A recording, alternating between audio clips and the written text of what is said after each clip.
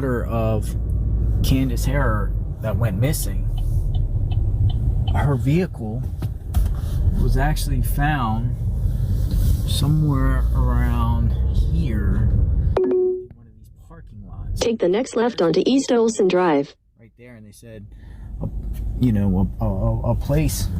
parking lot.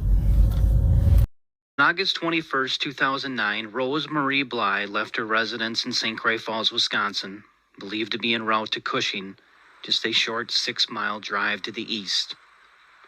The 21-year-old mother of 2 never made it. Days later, Bly's 2001 Pontiac Grand Am was found in the village of Grantsburg, nearly 17 miles north of her house, with no explanation as to how it got there. And my life will never be normal without knowing where my daughter is. With a missing child, there's a hole in your heart that can't be filled. And it's an impossible journey every day to wake up and wonder where she is. My name is Brent Walk, and I'm the Polk County Sheriff. When Rose Bly went missing, Brent Walk was a patrol sergeant with the Polk County Sheriff's Department. Now a sheriff, Walk and his office have made finding Bly a top priority. To date, the Sheriff's Department has investigated more than 200 tips and have interviewed more than 150 people. Still, the same question remains. Where is Rose Bly? Well, I sympathize with the family of Rose because they want to know the answers, much like we do. And when these answers are largely unknown, that's very difficult to deal with when you have to keep questioning what happened to Rose. I tried to avoid this area. And I can't. It just draws me back. And I don't know why. Someone knows something. Someone has the key. Everyone agrees it's time for this mystery to be solved. It's time for Rose to come home. Hi, my name is Dee. Thank you for joining me for this video. Please like, subscribe, and share. What are the odds that 2 people from the same family come up missing? A daughter in 2009 and a granddaughter in 2021. The common denominator between CANDUS HARER and Dawn Wells is Candace Bly, CANDUS HARER's daughter. CANDUS HARER married Ken Bly, and they had 3 daughters: Candace Rose Bly, Jeannie Bly, and Rose Marie Bly. Candace Bly met Dawn Wells in Arkansas in 2009, and they ended up going to Dawn's mother's in Beech Creek, Tennessee. When they got there, Dawn's mother was sick. She had MRSA. And Candace said she took care of her while Dawn went to work. Dawn's mother died, and the house was in the name of Clyda Trent. And then later on, Clyda willed it over to Dawn and put it in his name. And that's how Dawn Wells got the property from his mother.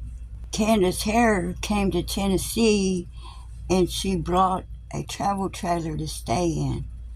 And that's where she lived for the last few years before her granddaughter was reported missing.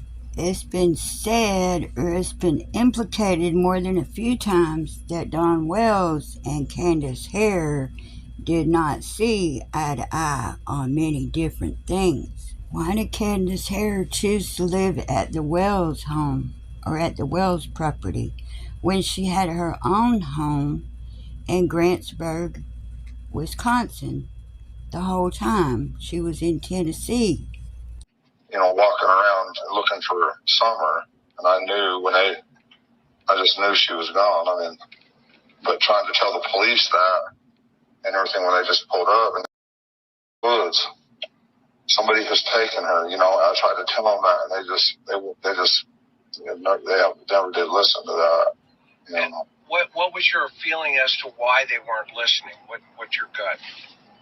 I'm not sure why. I'm not exactly sure why that is. I mean, probably because they figured that she was just lost. I don't know what I'm talking about, and and they had they all had different questions and this and that, and probably because many times before it's always been the parents too, and so or whatever. I'm not sure, but I just knew that she was headed down the road somewhere in somebody's car, and no matter what I was saying, it just wasn't getting through. I just felt like I was just totally lost. I was in shock. Yeah. In complete shock.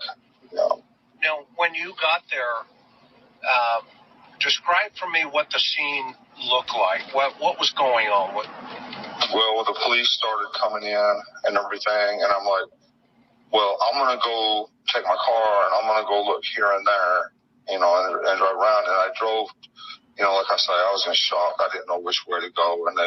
So I tried to drive down, and I got down there on the road, and there were these people bringing their trailers in and their four-wheelers, and all of Ben Hill and Beach Creek was just bottlenecked. Traffic jam. Couldn't get nowhere. Right. Couldn't go nowhere. And then what about, now are these all cops, or are they search and rescue? Well, they were mostly, police and, volunteers, search and rescue or whatever like that. Okay. But I didn't, I probably didn't clarify on the phone, either that she was abducted, because I didn't know at the time. But when I pulled up there, I knew that she was gone. And maybe I didn't communicate that to them like I should have, or what was what I felt.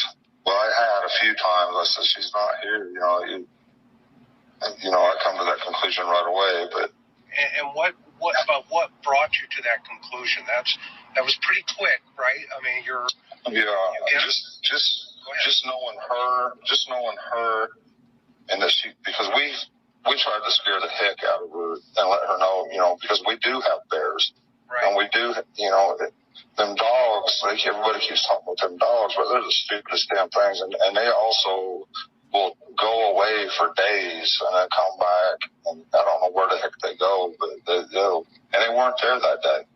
Oh, they weren't around that day. Yeah. So the dogs, you think maybe the dogs got, what's your thought on why the dogs weren't there? I don't know where they go, but there's been times, like I say, they've disappeared for days, and then they'll come dragging back all tired and beat up and hungry, and stuff like that. Yeah. We don't know where they go. When I told Candace she needed a zoo license. Yeah, I've seen that. Yeah. I'm like, I know. So what time did you get there? Do you remember?